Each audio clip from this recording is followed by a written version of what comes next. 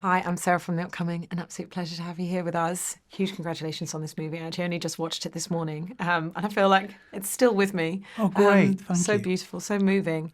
Maybe for people who haven't seen it yet, though, you can give us an introduction in your own words. What can they expect when they come to watch it? Well, the film is about a Yorkshire mill town community, small Yorkshire factory town in 1916.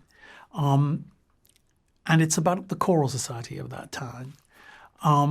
They've lost most of their men to the war, to the army.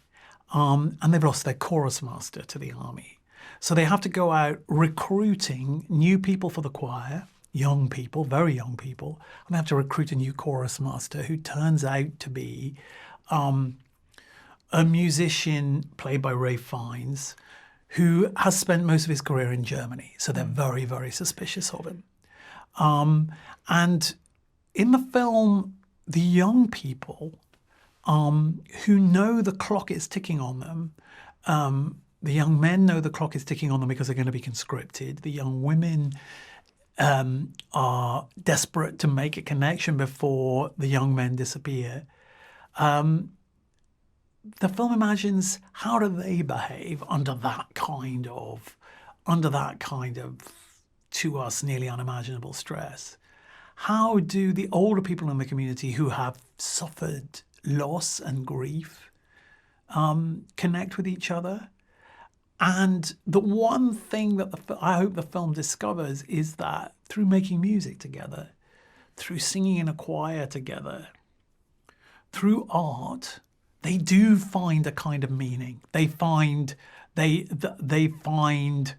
way of dealing, even if only for the moment, with life that brings them together and makes something meaningful of what's being thrown at them.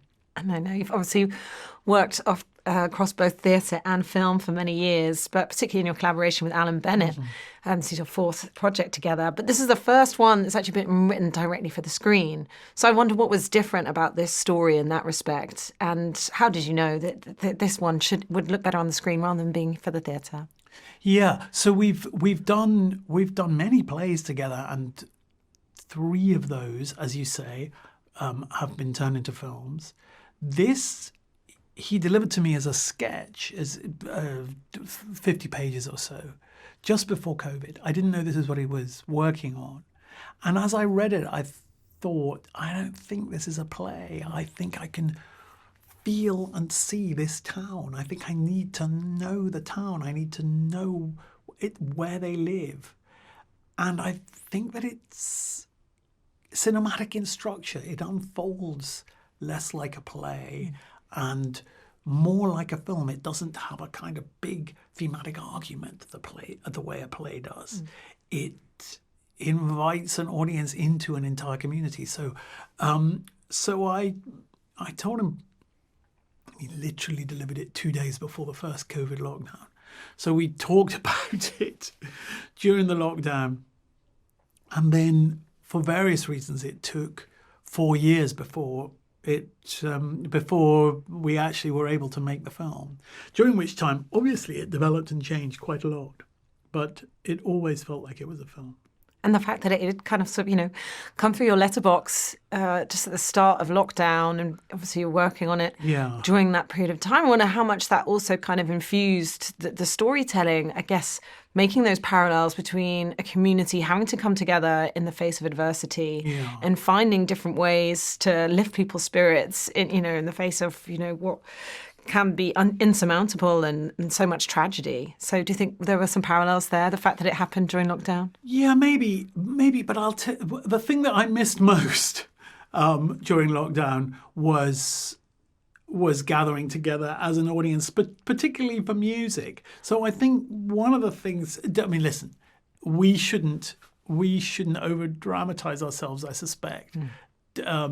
I remember there was a brilliant German TV ad during lockdown. I don't quite know where I saw it, on social media somewhere, where some young guy sat on his couch watching the telly, feeling sorry for himself because he wasn't being allowed to go out, and the German TV ad was comparing the sacrifice he was making to the sacrifice previous generations had made. I don't think we made that kind of sacrifice. But I think what we did miss, what we all know we missed, were the two things that the young people in the film put right at the top of their agenda. One of them is being with each other, connecting with each other, having sex with each other. And the other was gathering together and making music, making art together. So I think it was mostly what we missed during lockdown that went into imagining what this movie would be like. I think here we are lucky enough not to be facing what our predecessors faced in the two world wars, but it's going on in Europe. It's closer to us than we like to imagine.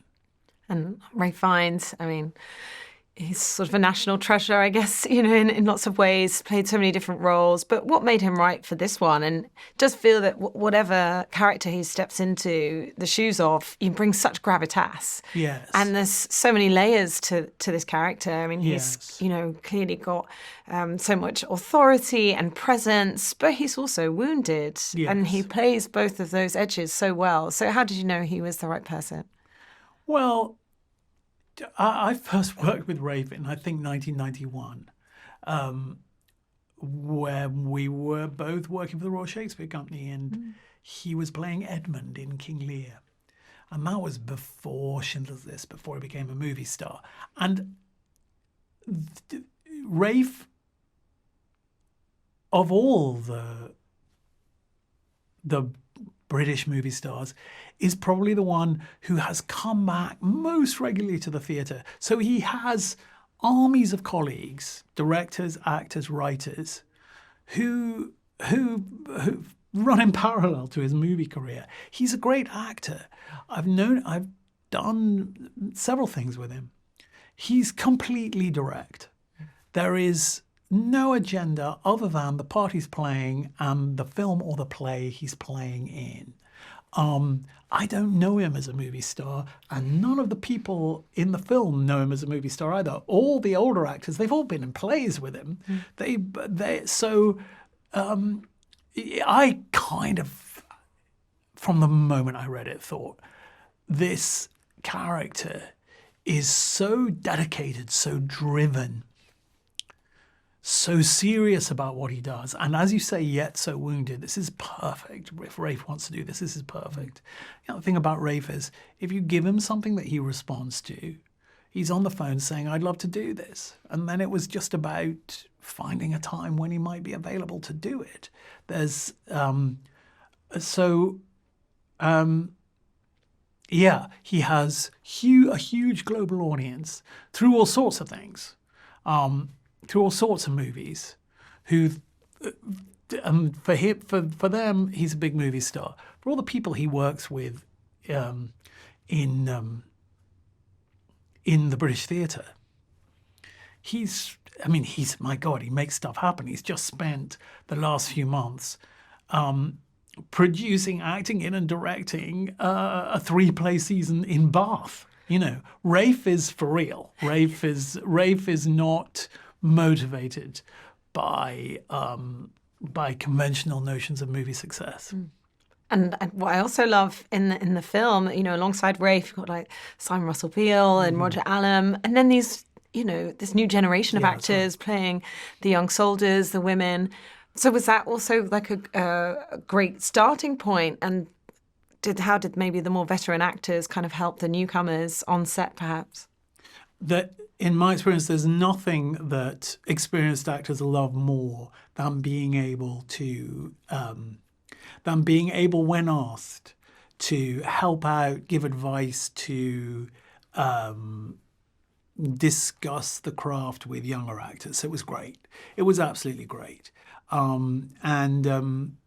think also the great thing about those actors is, because they're working all the time, it's not just that the young ones are learning from the older ones. The really great actors never stop learning from the younger ones. They're thinking, oh, hello, is that what they're doing these days? That's how it is. Okay, yeah, I might do a bit of that myself. It's a totally mutual thing.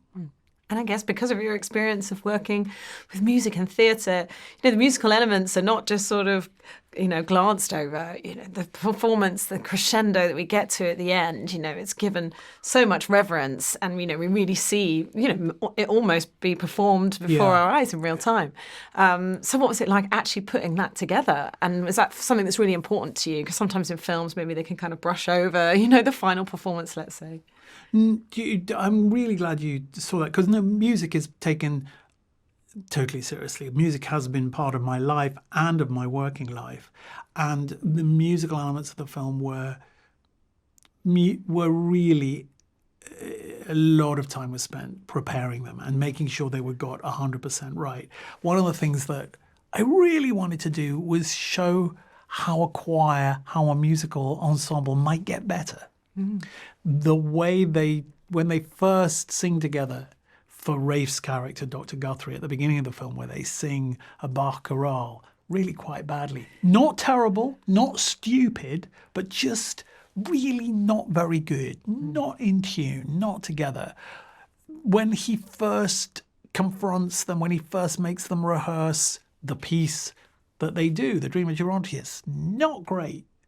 I hope what you see is how a choir master can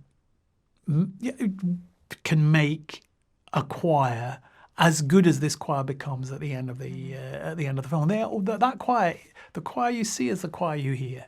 They were recruited from really top-class local amateur chorus singers, because the choral tradition in Yorkshire and Lancashire is still very much alive and kicking. So the music was very well prepared. We always knew what we were doing. When it needed to be pre-recorded, it was pre-recorded, with the exception of 3 principal characters, all of whom sing on set, but 3 of them were singing to playback that we'd already recorded, other singers. The music is done for real, and it's taken very seriously. And I think the important part of that, though, as you say, is the authenticity of it being ordinary people. These are professional singers. That's right. And that's very inspiring, I guess, to the regular person to say, okay, well, even if I'm not a professional singer or dancer or musician, actually I can come together and create art. So was that also a key part of the narrative? Very much, very much.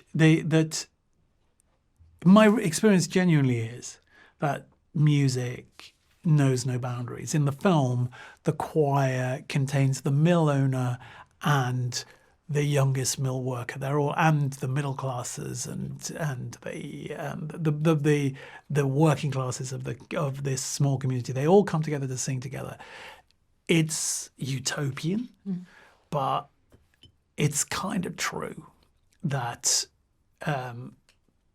community choirs, whatever the music they're singing, they are about not division, but about bringing together. It doesn't matter whether it's classical music, whether it's tunes from the shows, whether it's pop, whatever it is, whether it's hip hop.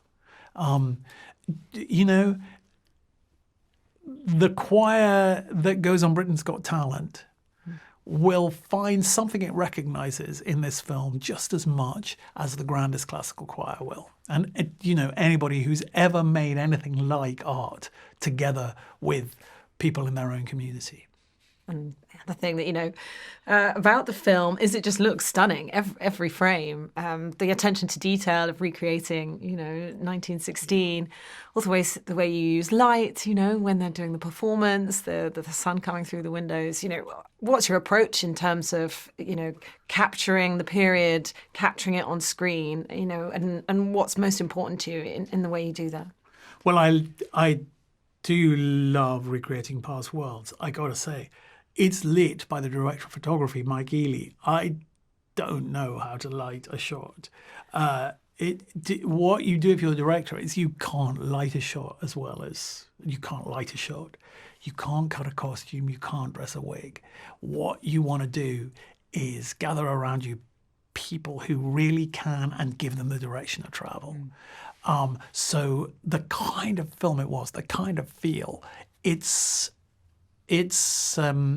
place on the spectrum from real to entirely imagined. You know, that's what you can do if you're the director. This is not a fantasy world. This is a world as well as we could imagine it. That is rooted in what that kind of mill town might have been in 1916. We were very fortunate that there is a small town, village really, mill town called Saltaire, just outside Bradford, between Leeds and Bradford, which through accidents of history was left untouched. It's now a UNESCO World Heritage Site, and those little terraced houses you see in the film, which were built by a mill owner called Titus Salt. He named the town after himself, Saltaire. Those little terrace cottages were made for his workers. They're now highly desirable dormitory houses for the Leeds middle classes. There's a really good train line from Saltaire to Leeds. The people who live in those houses, they do them up impeccably. They're very, very desirable little houses. That's how time changes things. But the town and the mill, which was about to be demolished in the 70s or 80s, was preserved. It's now an arts centre and architect studios and all the kind of things we do with those old industrial buildings these days. But it did mean that the fictional town of Ramsden was there waiting for us.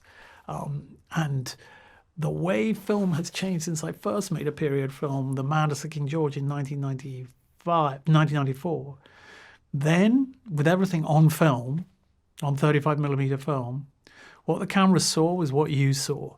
Now you can put a camera on a terraced street in Saltaire, and it doesn't matter if people have redone their windows. It doesn't matter if there are big 21st century lampposts. Get rid of it all in post-production. It can all be taken out with digital trickery. I'm almost out of time, but I guess in terms of what people can go out the cinema thinking about feeding, I mean, there's that great line where Clyde says, you know, life's fucking shit. And Guthrie says, oh, so sing. So sing, yeah. You know, and I guess it's the message can be that art can be healing, art can be cathartic, art can bring people together. Yes. It maybe doesn't stop a war, but it can definitely bring people together and make things feel better. So is that kind of what you hope people feel? It is. Feel? There's no doubt about it. Singing in the choir doesn't do anything to the war. It doesn't shorten the war. Whatever it's saying doesn't get to London where decisions about the war are being taken. But it is something that a community can do to give its life meaning, make it feel as if there is a life in the community that is worth getting through to tomorrow for. So it's I think that is the feeling that the film is exploring. It's not really a message film, but it is exploring that conviction that it's through art that we make sense of our lives. And see, we've said at the beginning, you've done so much across theatre and film. What's going to be next for you? I have to say that Centre Stage was one of my favourite films. I'm really happy to hear that. There's an awful lot of young people going to dance because of that, which is not unconnected to this film, which is great. I did a play a few months ago called Giant. I couldn't be more different from this, written by a first-time playwright called Mark Rosenblatt, and it is about Roald Dahl, who was an extraordinarily difficult and unsympathetic man with genuinely hideous views, and it was in the Royal Court Theatre and in the West End, and it's now going to go to New York, and that's what I'm doing next. Amazing. Well, thank you so much for sharing all that with me. Huge congratulations on this beautiful film. And can't wait to see what you do next. Thanks so much. Thank you. Nice to meet you. Thank you.